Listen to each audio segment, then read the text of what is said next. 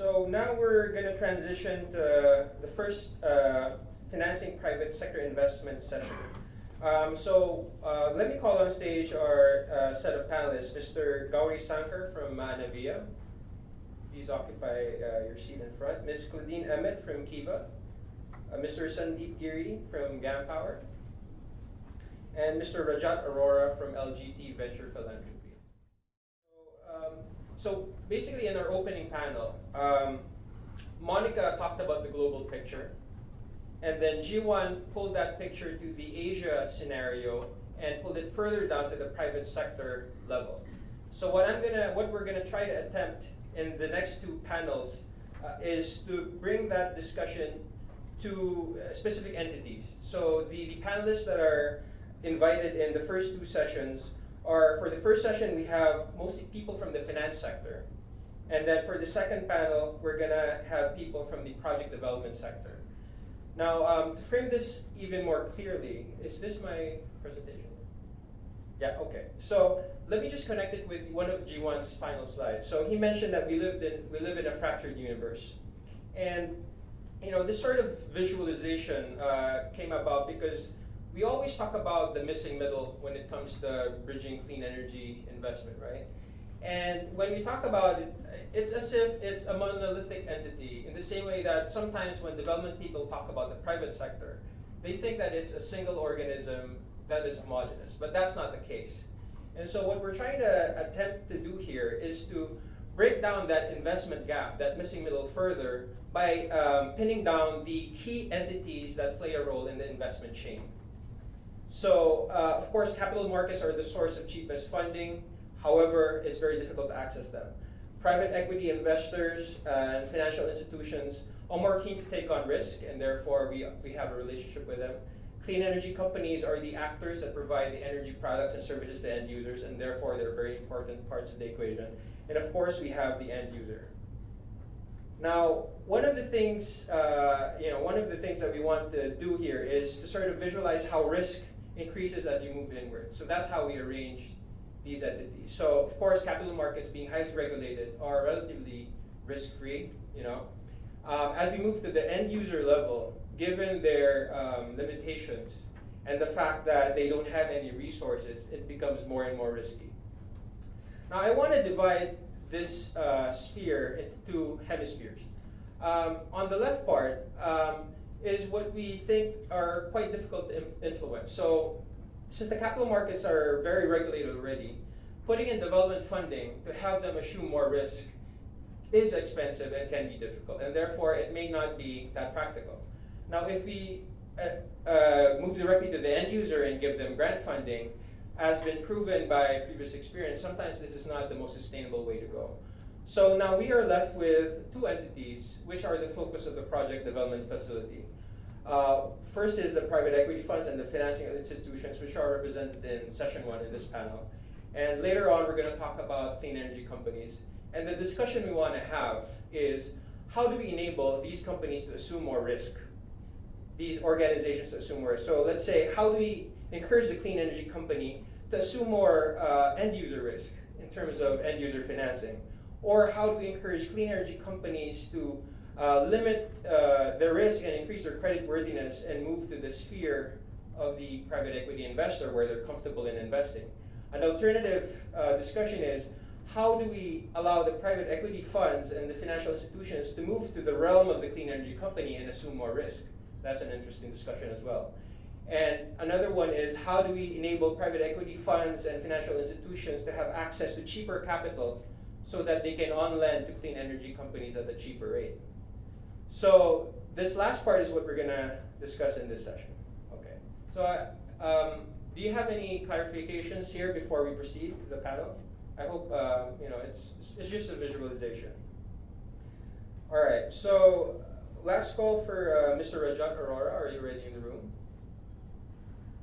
Okay. So we just proceed with the panel then. So our first speaker is Mr. Gauri Sankar from Manila, and he will talk about bridging the working capital gap for SMEs.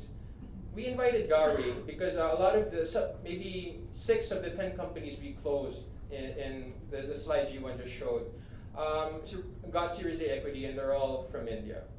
And one of the challenges in giving them further support was they require working capital to expand. And unfortunately, it's not that easy to access working capital in India. As you know, the interest rates are quite high, it's highly regulated. And that's why we had the discussion with Manavia, and Gauri will elaborate on the program we have with them.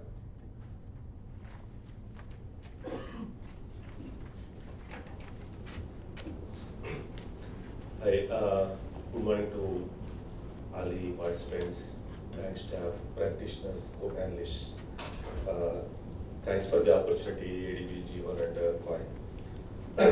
I think just before going into the one, I want to claim that I was interestingly seeing the fractured universe of capital markets, financial institutions, CECs, companies, and the end clients.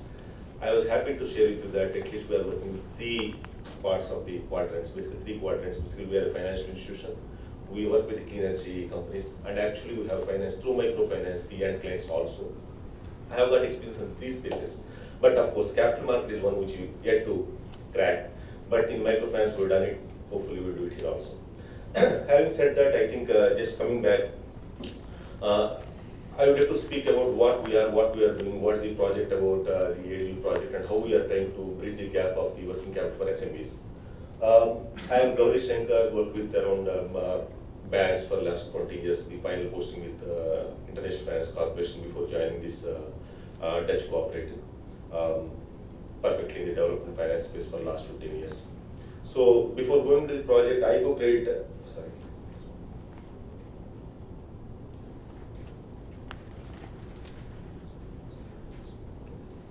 So very briefly said, just I want to call one slide on my company also. This is iCooperative, which is a Dutch cooperative working across the globe, around 60 countries.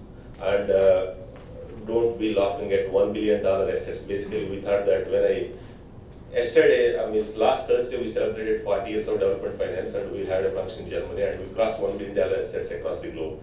Then if I hear here $500 billion of funding for the clean energy itself across the globe, these figures are mind-boggling. Having said that, we predominantly work in microfinance space where we give a $100 loan, which is trying to make a difference to the client ends.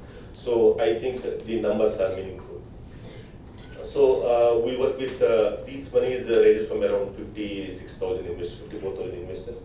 And compared to most of the development funds across the private sector development funds across the developing countries, we work in local currency loans.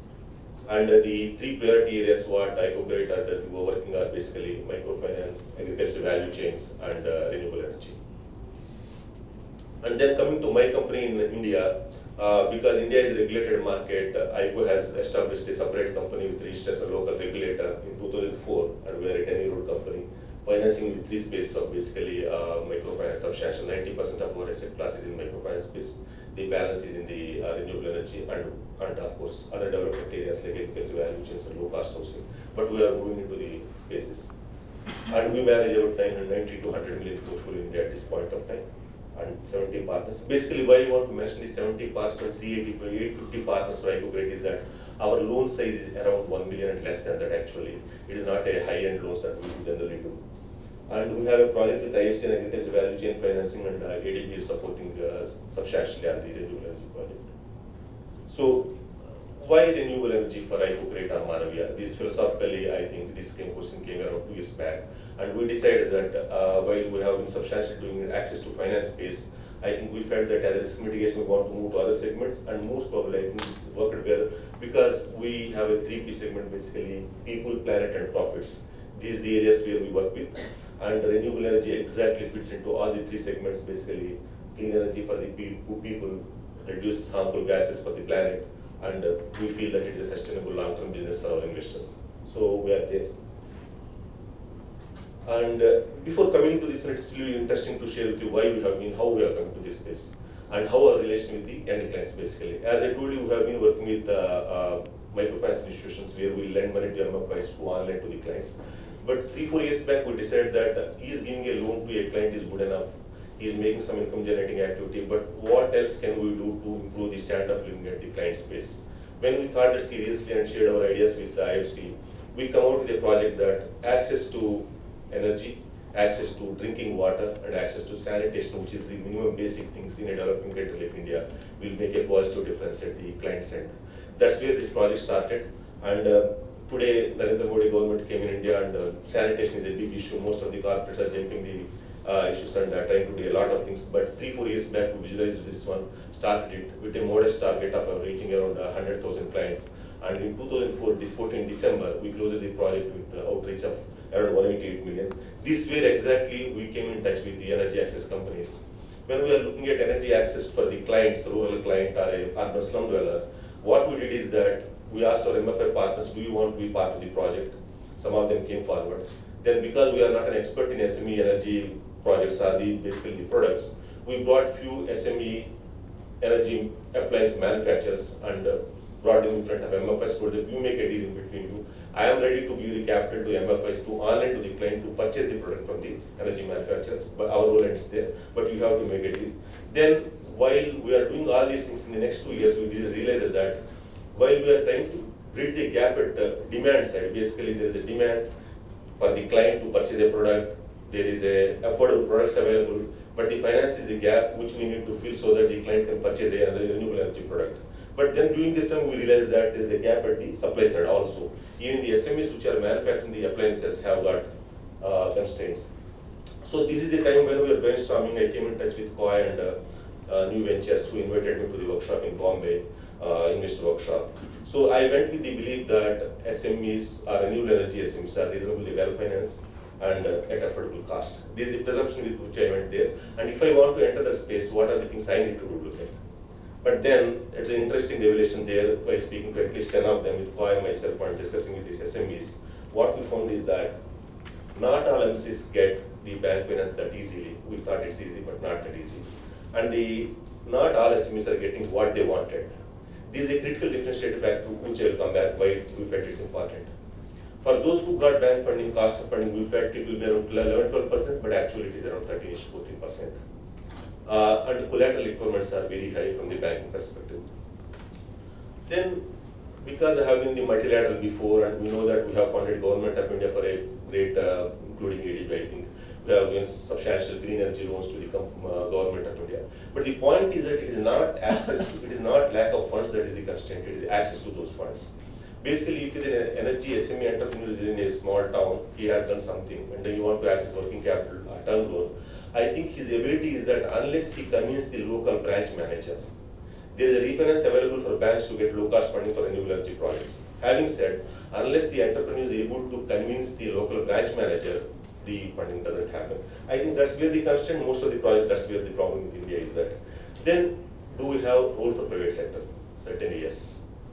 And then, one more question that came to my mind, which in other role we have done, is that we funded a large company, I can't take the name, but large company in India for green loans, and then realized that the company is also giving large loans, not a small loan to an SME. So that's where the constraint is coming up. Then we felt that there is a role for private sector like Manila to do this one. And then we discussed with the ADB and found that there is access to energy challenges in India, role for private sector, access to working capital challenges for SMEs. And so that's why we came up with a project that at least as a pilot, can we fund some of the 5 to 6 SME companies to do this job, and we learn to that one and expand beyond that.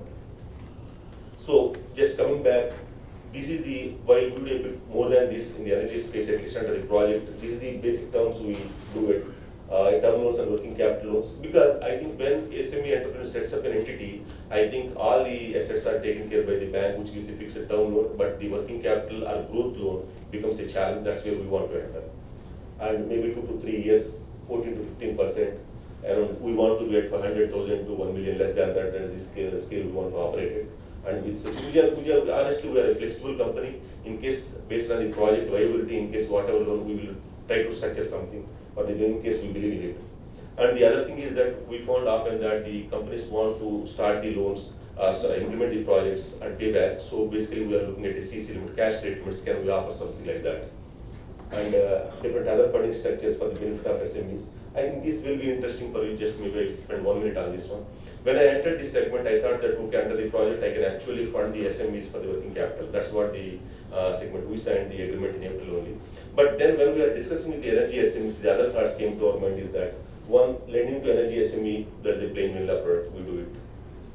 Then lending to energy SME for portfolio creation, basically the securitization capital markets we are talking about, we are very far from that one. But the idea is that can the SME create some portfolio of, warehouse the portfolio of maybe some amount, and then we'll be able to purchase it back or sell it to another interesting buyer. Then the third one is that this energy company is creating loans for SMEs and hospitals and these utility companies, and they don't have wherewithal. They have financially sound, but they don't want to put capital there. So whether we can lend to the end user to facilitate this one. The fourth one is important, is new idea that came in, because in India there is an accelerated depreciation benefit of the profit-making companies. So we are working with the energy SME, a profit-making company, and ourselves to structure such that the company will put in 20% equity and own the asset. SME company will implement the project, will be the 80% debt.